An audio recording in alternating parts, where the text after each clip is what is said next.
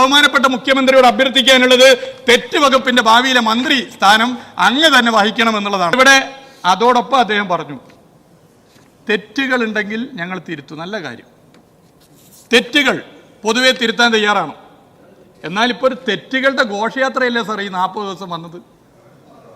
ആദ്യം തന്നെ സത്യപ്രതിജ്ഞാ ചടങ്ങിൽ വന്ദേ മാതരത്തിന് മുഴുവൻ ഈരടികളും പാടി. ഒന്നാമത്തെ തെറ്റ്, മഹാത്മാഗാന്ധി സർവകലാശാലയുടെ വൈസ് ചാൻസലറായി BJPയുടെ നേതാവിനെ വെച്ച്. രണ്ടാമത്തെ തെറ്റ്, മഹാത്മാഗാന്ധി സിൻഡിക്കേറ്റിൽ BJP ഓഫീസിൽ നിന്നും എഴുതി കൊടുത്തവരുടെ പേര് ചാൻസലർ പറഞ്ഞതിന്റെ ഭാഗമായി തിരികെ കയറ്റി. മറ്റൊരു തെറ്റ് സാർ, ബഡ്ജറ്റിൽ വീര്യം കുറഞ്ഞ മദ്യത്തെ കുറിച്ചെടുത്ത നിലപാട് മറ്റു വലിയൊരു തെറ്റ്.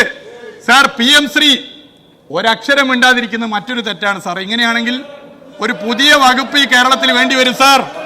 തെറ്റ് വകുപ്പ് എന്നൊരു വകുപ്പ് കേരളത്തിൽ അധികം വൈകാതെ കൊണ്ടുവരേണ്ടി വരും.